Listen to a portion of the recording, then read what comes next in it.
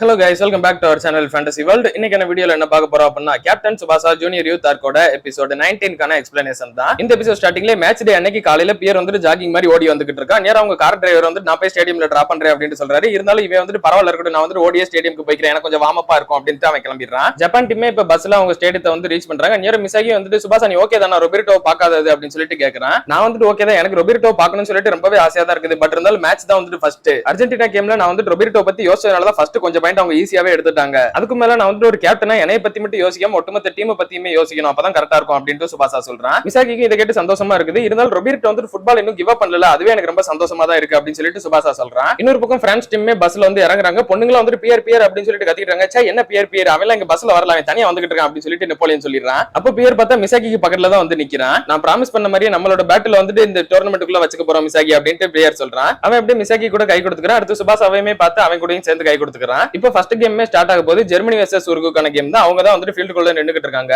Japan team வந்துட்டு ஆடியன்ஸா உட்கார்ந்துகிட்டு இருக்காங்க. நியர் சினேட்டர் வாகபேசியை பார்த்துட்டு வாகபேசி எதுக்காக நீ இந்த டோர்னமெண்ட் ஃபுல்லா விளையாடவே இல்ல, நீங்க வந்துட்டு செமிஃபைனல்ஸ்ல வின் பண்ணணும் அப்படின்னா நீ வந்து கண்டிப்பா லேண்டே ஆகணும், சோ ஒழுங்கா விளையாடுறதுக்கான வழியை பாரு அப்படின்னு சொல்லிட்டு சத்தமா அவனை பார்த்து சொல்றான். இதை கேட்டுட்டு வாகசிமுசுக்கு செம கடுப்பாயிருது. அவன் எந்திரிச்சு நின்னு கையை முறுக்கிட்டு இருக்கான். உனக்கு நான் யாருன்னு சொல்லிட்டு காட்டுறேன் பாரு அப்படின்னு சொல்லிட்டு அக்ரெசிவா நின்னுகிட்டு இருக்கான். இப்ப ஜப்பான் வெர்சஸ் உருகுக்கான கேம் வந்து ஸ்டார்ட் ஆகுது. உருகு டீம் தான் பால கிக் ஆஃப் பண்ணி கொண்டு வந்துகிட்டு இருக்காங்க. உருகு டீம் ட்ரிப்ளிங் பண்ணி கொண்டு வந்துகிட்டு இருக்கப்ப ஆப்போசிட்ல தான் செஸ்டர் நின்னுகிட்டு இருக்கா. செஸ்டர் தான் வந்து இவங்க டீமோட கண்ட்ரோல் டவர், இவனுக்கு மட்டும் பால வந்து கொண்டு போகவே கூடாது அப்படின்னு சொல்லிட்டு ஆப்போசிட் சைடு அவங்க பாஸ் பண்ணிடுறாங்க. செஸ்டர் வந்துட்டு யாருன்னு சொல்லிட்டு உங்களுக்கு ஞாபகம் இல்ல அப்படின்னா பிரேமன் டீமோட கேப்டன். ஆல்ரெடி நம்ம இந்த யூரோப்பியன் டூர்ல ஜப்பான் டீம் லாண்டப்ப இவனுக்கு அகைன்ஸ்டா லாண்டிருப்பாங்க. உங்களுக்கு ஞாபகம் இருக்குமான்னு சொல்லிட்டு தெரியல, அதனால தான் இன்னொரு வாட்டி நான் சொல்லிக்கிறேன். அவங்க எல்லாருமே செஸ்டருக்கு ஆப்போசிட் சைடுல பால கொண்டு வந்து அவங்க டீம் பிளேயர் விக்டோரியன் கிட்ட பாஸ் கொடுத்துறாங்க. அவன் வந்த வேகத்துக்கு லிட்டரலி ஒரு பிளாக் பேந்தர் மாதிரி இருக்கிறான். பிளாக் பேந்தர் மாதிரி பாஞ்சு வந்து சூப்பரா அந்த பால கிக் பண்ணி ஃபர்ஸ்ட் கோலை இந்த டீமுக்கு எடுத்து கொடுக்குறான். கேம் ஆரம்பிச்சு 50வது செகண்ட்ல உருகு டீம் வந்து ஃபர்ஸ்ட் பாயிண்ட் எடுக்கிறாங்க. ஒட்டுமொத்த ஆடியன்ஸ்க்கு இது வந்து செம்ம ஷாக்கிங்கா போகுது. இதெல்லாம் பாத்துக்கிட்டு பொறுத்துக்க முடியாம டியூட்டர் வந்து அவன் கையில வச்சிருந்த பாலையே பஞ்சர் ஆக்கிட்டு அப்படியே ஃபீல்டுக்குள்ள இறங்குறதுக்கு உள்ள போறான். அப்ப அவங்க கோச் வந்து அவனை நிப்பாட்டி இன்னும் ஒரு கோல் தான் எடுத்திருக்காங்க, இது வந்து சினேட்டரே தனியா ஹேண்டில் பண்ணிக்கிடுவா, நீ இப்போதைக்கு வெளியே இரு அப்படின்னு சொல்லிட்டு அவங்க கிட்ட சொல்லிடுறாரு. அப்படியே இன்னொரு பக்கம் ரொபெர்டோட பசங்களை காட்டுறாங்க. அவங்க வந்து அடுத்த கேம்லயுமே வந்து வின் பண்ணிடுறாங்க.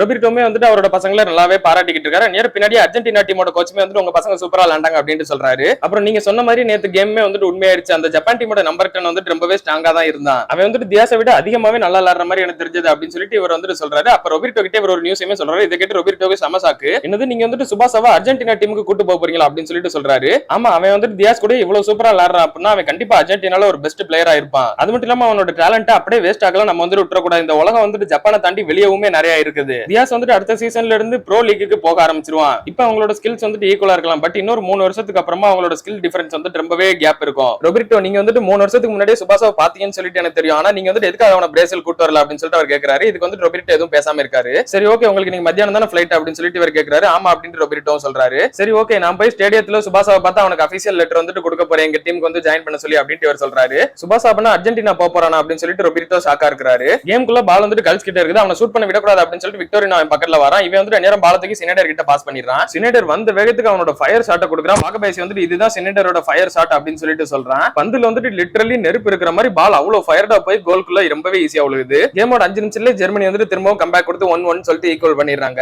அப்ப வாகபேசி அங்க இருக்க எல்லா ஜப்பான் பிளேயர்ஸ் கிட்டயுமே வந்து எதுக்கு இதை ஃபயர் ஷாட்னு சொல்லிட்டு சொல்றாங்க தெரியுமா, இதுல வந்துட்டு ஆக்சுவலி நெருப்பு இருக்கிற மாதிரி உனக்கு ஃபீலா இருக்கும் அப்படின்னு சொல்லிட்டு சொல்றேன். இதை கேட்டு இசிசாக்கி ரொம்ப ஷாக்கிங்கா இருக்குது. இது வந்துட்டு யாருக்கும் பாலுக்கும் நடுவுல இருக்கிற ஃபிரிக்ஷனா இல்ல அப்படின்னா எத்துறதுக்கும் அந்த பாலுக்கு நடுவுல இருக்கிற ஃபிரிக்ஷனா இல்ல அப்படின்னா அந்த நெட்டுக்கும் பாலுக்கு இருக்கிற ஃபிரிக்ஷனா அப்படின்னு சொல்லிட்டு என்ன ஃபிரிக்ஷன் சொல்லிட்டு இது வந்துட்டு இப்ப வர தெரியல. பட் அவன் எத்தி முடிச்சதுக்கு அப்புறமா உண்மையிலேயே அந்த பால் தொடரப்ப அதுல வந்து ஒரு ஃபயர் இருந்த ஃபீல் வந்துட்டு இருக்கும் அப்படின்னு சொல்லிட்டு வாகபேசி சொல்றான். இப்போ ஒரு டீம் தான் பால கிக் ஆஃப் பண்ணி கொண்டு வந்துட்டு இருக்காங்க. ஆப்போசிட்ல சினேட்டர் ஓடி வரான். பால் என்கிட்ட கூட அப்படின்னு சொல்லிட்டு விக்டோரியன் அவன் டீம் பிளேயர் கிட்ட வாங்கிட்டு அப்படியே சினேட்டரை நோக்கி ஓடுறான். சினேட்டருக்கு பக்கத்துல வந்தோடனே இவன் சினேட்டர் கூட 1-on-1 மோதல அப்படியே பால பேக் பாஸ் அவன் டீம் மேட்ஸ் கிட்ட கொடுத்துறான். அவன் பேக் பாஸ் கொடுத்துட்டு அப்படியே முன்னாடி ஓடி வந்துறான். அவன் டீம் மேட்ஸும் கோல் கிட்ட வந்ததுக்கு அப்புறம் இவன் கிட்ட பால பாஸ் பண்ணிடுறாங்க. இப்போ இவன் வந்துட்டு சினேட்டரோட மார்க்கிங்ல இருந்து தப்பிச்சு கோலுக்கு பக்கத்துல வந்துறான். கரெக்டா பால் வந்த உடனே கீழ கூட பிச் பண்ண விடாம அப்படியே ஷூட் பண்ணிடுறான். அவனோட பிளாக் பேந்தர் ஷாட்டை யூஸ் பண்ணி உருகு டீமுக்கு செகண்ட் பாயிண்ட்மே எடுத்து கொடுத்துறான். அடுத்த கேம்குள்ள விக்டோரியன் தான் பால ட்ரிபிள் பண்ணி கொண்டு வந்துட்டு இந்த வாட்டி சினேட்டர் கூட கரெக்டா கிளாஸ் ஆயிடுறான். சினேட்டர் வந்துட்டு இந்த வாட்டி விக்டோரியன் தள்ளி விட்டு பால ஸ்டீல் பண்ணிட்டு முன்னாடி கொண்டு வந்துடுறான். இந்த கேம் பார்ல உட்காந்து நிறைய பேர் பாத்துக்கிட்டு இருக்காங்க. அங்கதான் வந்துட்டு சினேட்டரோட அப்பாவும் உட்காந்துக்கிட்டு இருக்காரு. அவர்கிட்ட கேமுக்கு போறதுக்கான டிக்கெட்டுமே இருக்குது, பட் அவர் தான் வந்துட்டு போகல. அவங்க அம்மா தங்கச்சியுமே வந்துட்டு கேமுக்கு போல. அவ தங்கச்சி வந்துட்டு நம்ம அண்ணன் அனுப்பின டிக்கெட் வந்துட்டு அப்படியே வேஸ்டா போகும்ல, நம்ம ஏன் போக வேணாம் அப்படின்னு சொல்லிட்டு அவ கேட்கறா. ஆனா அவங்க வந்துட்டு கண்டிப்பா வின் பண்ணுவாங்கன்னு சொல்லிட்டு நமக்கு தெரியாதுல அப்படின்னு சொல்லிட்டு அவங்க அம்மா சொல்றாங்க. நம்ம டீம் வந்து கண்டிப்பா தோக்காது, ஏன்னா அங்கதான் சினேட்டர் இருக்காம்ல அப்படின்னு சொல்லிட்டு அவ சொல்றா. இப்ப கேமுக்குள்ள சினேட்டர் வந்துட்டு வரிசையா 1 2 3 4 டிஃபெண்டர்ஸ் தாண்டி டக்குன்னு முன்னாடி வந்துடுறான். அதுக்கடுத்து 2 டிஃபெண்டர் இவன பக்கத்துல வந்து அட்டாக் பண்ண வந்துடுறாங்க. அவங்க வர்றதுக்குள்ள சினேட்டர் வந்துட்டு அவனோட ஃபயர் ஷாட்டை ஷூட் பண்ணிடுறான். இந்த ஒரு ஃபயர் ஷாட்டை அவங்க டீமோட கோல் கீப்பரால தடுக்க முடியல. இதுவுமே ஈஸியாவே கோல்குள்ள போய் விழுகுது. இப்ப 2-2 சொல்லிட்டு மறுபடியும் டை பண்ணிடுறாங்க. இந்த கேமை பாக்குற எல்லாருக்குமே புரிஞ்சு போச்சு, கண்டிப்பா இது வந்து வந்துட்டு ஒரு ஷூட்டிங் கேமா தான் இருக்க போகுது, விக்டோரினோ வெர்சஸ் சினேடருக்கான கேமா தான் இருக்க போகுதுன்னு சொல்லிட்டு அடுத்து ஜெர்மனி பிளேயர்ஸ் தான் பால ட்ரிப்ளிங் பண்ணி கொண்டு வந்துட்டு இருக்காங்க. அப்ப கரெக்டா பாஸ் கொடுக்க வரும்போது விக்டோரினோ அந்த பால பிளாக் பண்ணிட்டு வாங்கிடுறான். அவன் இப்ப அவனோட சூப்பரான ட்ரிப்ளிங் ஸ்கில்ஸ் யூஸ் பண்ணி 3 டிஃபெண்டர்ஸ் தாண்டி முன்னாடி வரான். ஆனா அடுத்து 4வது ஒரு டிஃபெண்டர் வந்துட்டு இவனை டேக்கிள் பண்றேன் அப்படின்ற பேர்ல கரெக்டா இவன் கால்லே வந்துட்டு மோதிடுறான். பால் என்னவோ ஸ்டாப் ஆயிருச்சு, பட் இருந்தாலும் ஜெர்மனி டீமுக்கு வந்துட்டு இப்போ ஒரு ஃபவுல் ஆயிருது. இதனால உருகு டீமுக்கு வந்துட்டு இப்போ ஒரு ஃப்ரீ கிக் கிடைக்குது. ஜெர்மனி டீமே வந்துட்டு எப்படி இவனை ஷூட் பண்ண விட்டுற கூடாது அப்படின்னு சொல்லிட்டு பயங்கரமான ஒரு வால் மாதிரி வரிசையா நிறைய பேர் நின்னுட்டு இருக்காங்க. எனக்கு சவர் மாதிரி டிஃபென்ஸ் இருந்தா கூட பரவாயில்ல, நான் வந்துட்டு பால் அப்படியே கருவாக்கி அப்படியே ஷூட் பண்ணிடுவேன் அப்படின்னு சொல்லிட்டு விக்டோரினோ நினைக்கிறான். அப்போ ஜெர்மனி டீமோட கோச் வந்துட்டு இப்ப அவங்களோட கோல் கீப்பரை சப்ஸ்டிட்யூட்ல சேஞ்ச் பண்றாரு. ஃபைனலி டியூட்டரை உள்ள இறக்கும் போது தான் இப்ப அவனோட ஃபேஸே வந்துட்டு நம்ம கிட்ட காட்டுறாங்க. அவனை பார்த்தோன்னே வாக்குபேசி பதறி அடிச்சுட்டு இவன் அப்படின்னு சொல்லிட்டு ரொம்ப ஷாக்கிங்க கேட்கறான். ஏன்டா இவனை பத்தி என்ன அப்படின்னு சொல்லிட்டு ஈஸி ஷாக்கி கேட்கறான். இவன் வந்துட்டு ஜெர்மனியோட ஒரு மிஸ்டீரியஸான கோல் கீப்பர்னு சொல்லுவாங்க அப்படின்ட்டு வாக்குபேசி சொல்றான். என்னது மிஸ்டீரியஸ் அப்படின்னு சொல்லிட்டு ஈஸி ஷாக்கிக்கு புரியல. அவன் உள்ள வந்தோடனே அவன் டீம்மேட்ஸ் பார்த்துட்டு எனக்கு எந்த சவரும் தேவையில்ல, அவன் ஷூட் பண்றது எனக்கு கண்ணுக்கு தான் சரியா தெரியாம இருக்கு, அதனால எல்லாம் ஓரமா போய் நில்லுங்க அப்படின்னு சொல்றான். என்னடா இவன் சொல்றான் அப்படின்னு சொல்லிட்டு ஜெர்மனி பிளேயர்ஸ்க்கு செம ஷாக்கா இருக்குது. அனியா சினேடர் வந்துட்டு அவன் என்ன சொல்றானோ அதை மட்டும் கேளுங்க அப்படின்னு சொல்றான். அதனால எல்லாருமே வந்துட்டு விலகிடுறாங்க. விக்டோரினோக்கு இதை கேட்டு செம்ம கடுப்பாயிருது. என்னையாடா இப்படி இன்சல்ட் பண்ற, நான் வந்துட்டு உனக்கு ஒரு பாடம் கத்து கொடுக்க பாரு அப்படின்னு சொல்லிட்டு ஓடி வந்து அவனோட பிளாக் பேந்தர் ஷாட்டை பவர்ஃபுல்லா கொடுக்குறான். கரெக்டா பாலுமே ஒரு கார்னர் நோக்கி போய்கிட்டு இருக்குது. டியூட்டர் வந்துட்டு அந்த பாலுக்கு கரெக்டாவே ரியாக்ட் பண்ணி உனையெல்லாம் நான் லெஃப்ட் ஹேண்ட்லயே டீல் பண்ண வேண்டும் அப்படின்ற மாதிரி லெஃப்ட் ஹேண்ட வச்சு பாலை கேட்ச் பண்ணிடுறான். அப்படியே லெஃப்ட் ஹேண்ட்லயே பால் வந்துட்டு ரொம்ப தூரத்துக்கு அவ்வளவு லாங்ல எப்படா த்ரோ பண்றான் அப்படின்ற மாதிரி ஷாக் ஆகுற அளவுக்கு பாலை லெஃப்ட் ஹேண்ட வச்சு அவ்வளவு தூரம் த்ரோ பண்ணி சினேடர் கிட்ட பாஸ் பண்ணிடுறான். இல்ல இதுக்கெல்லாம் வாய்ப்பே இல்ல அப்படின்னு சொல்லிட்டு விக்டோரினோவே வந்துட்டு செம்ம ஷாக் ஆயிடுறான். சினேடர் அதை ட்ரிப்ளிங் பண்ணி கொண்டு வந்து அவங்க டீமோட ஃபார்வர்டர் மார்கஸ்னு சொல்லிட்டு ஒருத்தர் இருப்பான், அவன் கிட்ட பாஸ் பண்ணிடுறான். அவன் தலையிலே தட்டி ஷூட் பண்றான். பட் அந்த பால் வந்து கோல் போஸ்ட் அடிச்சு கோல் விழாம போயிருது. அந்த பால் டக்குனு யாரா கிளியர் பண்ணி விடுங்கடா அப்படின்னு சொல்லிட்டு ஒரு பிளேயர்ஸ்ல வேமா ஓடி வந்துட்டு இருக்காங்க. பட் அதுக்கு முன்னாடி சினேடர் உள்ள போய் அந்த பால் வந்து மறுபடியும் கோலாவே மேக் பண்ணிடுறான். அப்படியே இப்ப ஃபர்ஸ்ட் ஹாஃப்மே வந்துட்டு கம்ப்ளீட் ஆகுது. ஜெர்மனி டீம் வந்துட்டு ஃபைனலி ஒரு பாயிண்ட் லீடிங் போயிடுறாங்க.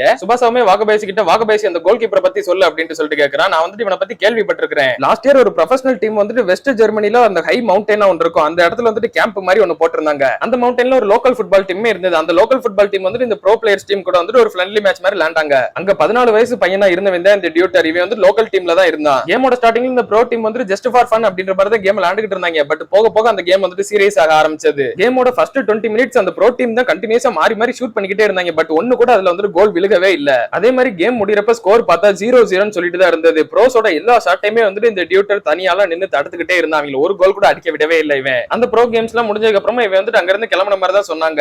அந்த இடத்துல தான் இந்த ஒரு லெஜெண்ட் கோல் கீப்பர் வந்துட்டு பான் ஆகவே செஞ்சா. இவனை பத்தி இப்போ மிஸ்டீரியஸா தான் இருந்தது எல்லாமே. ஆனா அந்த கதை எல்லாமே இப்ப உண்மையாகி நம்ம கண்ணு முன்னாடியே வந்து நிக்குது. ஜெர்மனி ஜூனியர் யூத் வந்துட்டு இப்போ ஒரு பவர்ஃபுல்லான யூனிட்டா இருக்காங்க அப்படின்னு சொல்லிட்டு வாகபாயசி சொல்றான். இப்ப கேமோட செகண்ட் ஹாஃப்மே வந்துட்டு ஸ்டார்ட் ஆகுது. விக்டோரினோ வந்துட்டு இன்னுமே அந்த ஷாக்ல இருந்து வெளியே வரவே இல்ல. அப்படியே ஆப்போசிட்ல செஸ்டர் வந்துட்டு கேம் வந்துட்டு கம்ப்ளீட்டா கண்ட்ரோல் பண்ணிக்கிட்டு இருக்கான். கல்ஸ் வந்துட்டு நான் இந்த கேம்ல சும்மா பிரேக் எடுத்தா கூட போதும் போல அப்படின்னு சொல்லிட்டு ஜாலியா நின்னுகிட்டு இருக்கான். செகண்ட் ஹாஃபோட 5 நிமிஷத்துல அவங்க டீமோட ஃபார்வர்ட் மார்கஸ் வந்துட்டு ஒரு பாயிண்ட் வாங்குறான். அதுக்கு அடுத்து 7வது நிமிஷத்துல இன்னொரு பாயிண்ட் எடுக்கிறாங்க. அடுத்து செகண்ட் ஹாஃபோட 25 நிமிஷம் இருக்கிறப்ப சினேடர் வந்துட்டு மறுபடியும் அவனோட ஃபயர் ஷாட்டை யூஸ் பண்ணி அடுத்த பாயிண்ட் எடுக்கிறான். சினேடர் மட்டுமே இந்த கேம்ல 4 ஸ்கோர் எடுத்து இப்ப இந்த டோர்னமெண்டோட டாப் ஸ்கோரராவும் இருக்கிறான். மொத்தமா 10 பாயிண்ட் எடுத்திருக்கான். இதுக்கு முன்னாடி தியாஸ் இருந்தா 9 பாயிண்ட் ஸ்கோர் பண்ணி இப்ப அவனோட ஒரு பாயிண்ட் அதிகமா ஸ்கோர் பண்ணி இப்ப ஃபர்ஸ்டா வந்துட்டான். இப்ப கேமே வந்துட்டு கம்ப்ளீட் ஆகுது. ஜெர்மனி 6 உருகு வந்துட்டு அதே 2ன்னு சொல்லிட்டு ரொம்பவே ஈஸியா செகண்ட் ஹாஃப் ஒன் சைடாவே வந்து ஓட்டி விட்டாங்க. ஜெர்மனி டீம் தான் வந்துட்டு இப்ப ஃபைனல்ஸ்க்கு போக போறாங்க. டியூட்டர் வந்ததுக்கு அப்புறம் இப்ப ஜெர்மனி டீம் வந்துட்டு ஒரு பெர்ஃபெக்ட்டான டீமாவே இருக்காங்க. சரி வாங்க அடுத்து நமக்கான யுத்தம் தான், நம்ம போய் ரெடி ஆகும் அப்படின்னு சொல்லிட்டு சுபாசா சொல்றான். அடுத்த ஒரு கேம் வந்துட்டு ஜப்பான் வெர்சஸ் பிரான்ஸ். இதுல யாரு வின் பண்ணி ஜெர்மனி கூட ஃபைனல்ஸ் விளையாட போறாங்கன்றத நம்ம அடுத்த எபிசோட்ஸ்ல பார்த்து தெரிஞ்சுக்கிடலாம். அதே நீங்க தொடர்ந்து பார்க்கணும்னு நினைச்சீங்க அப்படின்னா மறக்காம நம்ம சேனலை சப்ஸ்கிரைப் பண்ணி சப்போர்ட் பண்ணுங்க. அப்படி இந்த எபிசோட் பிடிச்சிருந்தா மறக்காம ஒரு லைக்கையும் போட்டு போயிருங்க. நான் உங்களை இன்னொரு நல்ல வீடியோல வந்து மீட் பண்றேன். Bye guys.